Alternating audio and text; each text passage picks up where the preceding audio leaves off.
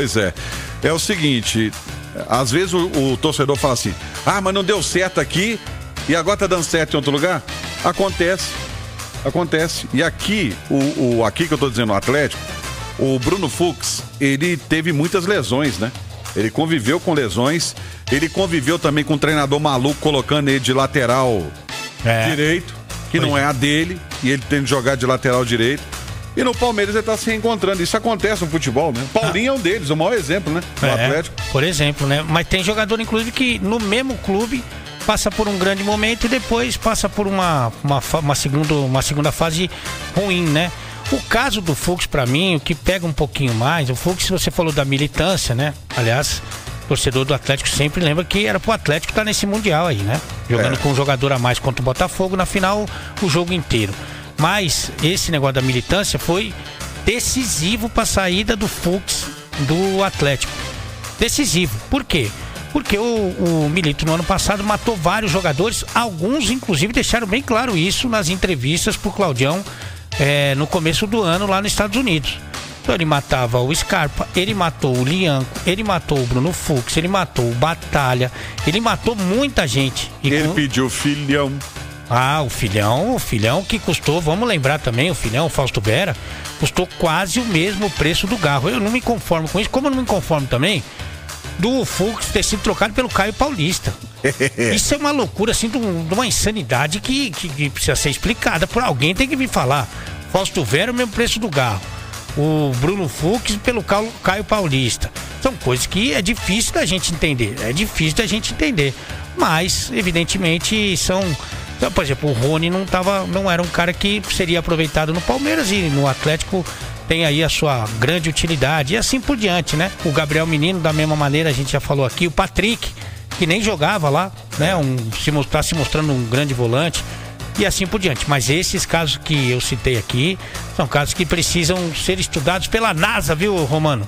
É um dos negócios, é um dos mistérios do futebol. Lembra do Mr. M? Sim, veja Mr. M. O Atlético está tentando recuperar o investimento feito no Fausto Vera. Não sei se vai conseguir, né, Ali? Alguém para vir buscar 4 milhões de dólares. Eu falei com o meu amigo que está sempre nos escutando, Geraldo Magela. Ele não está conseguindo ver futebol no Fausto Vera. Oh, meu Deus. Olha só, e o Fausto Vera foi o seguinte... teve um período aí, logo no início do ano, né? Me corrija se eu estiver errado. O Boca chegou a falar nele. Sim, foi. O Boca que tinha como treinador o Fernando Gago. Agora mudou o treinador, né? O Boca Juniors agora tem o Miguel Ángel Russo, que é o novo treinador. E o Boca não fala mais dele. Mas o Marcelo Gadiardo, sim, treinador do River, né? O Boca chegou a conversar com o Milito, né? E aí a turma, acho que até o Milito tinha falado, precisa de um volante aí, né? E aí o Milito já conhece o Fausto Vera, trouxe ele pro Galo, mas não foi, né? Ele não foi pra lá, acabou indo pro México, né? Mas no time mexicano, eu tava até olhando lá, Romano, no México não pode contratar, né? Tem um limite, é diferente. As contratações, então lá ele não pode levar o Fausto Vera. Então não vai ser pra lá. Não vai ser pra lá que ele vai. É questão de regulamento lá do país. Então, vamos ver. Se o River vem com proposta, fato é que o Fausto Vera mesmo, no último jogo, já contra o Inter, disse que não estava com a cabeça aqui, né, Romano? Então a tendência é de que ele não permaneça mesmo, porque ele deve ter algo já conversado, pelo menos se não chegou pro Galo, chegou para ele ser o representante.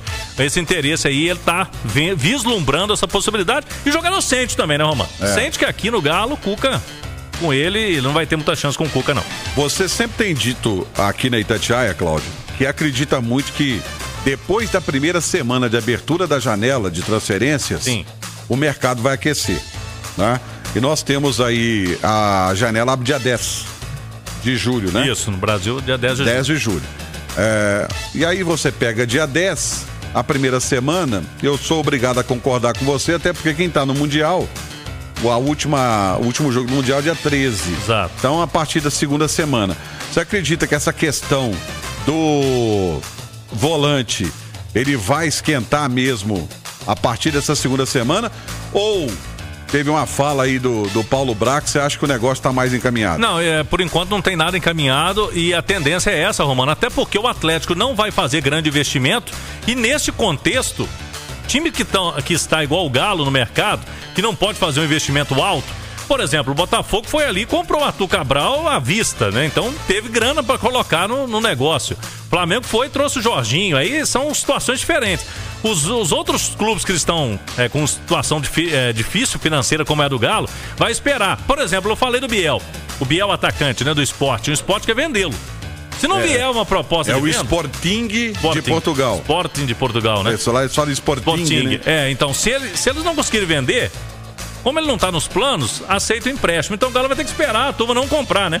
Então, é por isso que o início da janela, a turma ainda sente o mercado. E por isso que eu tô apostando que, no caso do Atlético, nesse contexto aí, a janela vai esquentar para primeiro volante e outras posições também a partir do dia 15 de julho, Romano. Você acha que o Atlético tem que atacar quais posições, assim, buscar de reforço ali? Eu acho que tem que ir atrás de mais um zagueiro, principalmente nessa possível saída de dois do elenco, né? 2 reservas do elenco. Acho que na condição de primeiro volante seria interessante, porque o Cuca praticamente só tem o Patrick nessa condição, né? Deixa o Alan Franco fazendo ali a função. Então seria interessante, mais um volante. E acho, sinceramente, que seria interessante ele ter mais uma opção para meia. Não que venha para jogar, mas que possa eventualmente fazer a função ali que hoje é ocupada pelo Scarpa e praticamente é filho único. Por quê? Porque a gente falou muitas vezes aqui durante essa primeira parte da temporada que o Cuca ficou refém dos jogadores. Então, se o Hulk jogasse mal, ele tinha que continuar jogando. Se o Rony jogasse mal, ele tinha que continuar jogando. Se o Scarpa jogar mal, tem que continuar jogando, porque ele não tinha opções. Hoje, se você olhar para o elenco, com todo mundo à disposição, você tem alternativas. Você pode escolher que jogador que vai jogar. Você pode escolher se é o Júnior Santos, se é o Dudu, se é o Coelho, se é o Rony, até o Hulk com um pouquinho mais de exagero. Agora, com o Scarpa, dificilmente você vai conseguir mexer, até porque você não tem o Bernard, né? Que poderia fazer essa função. Você pode deslocar o Dudu para fazer essa, mas não sei se ele tem essa vitalidade. Já fez essa função, inclusive, com o Cuca no Palmeiras. Mas eu acho que seria interessante você trazer para esses setores. Bernard vai sair?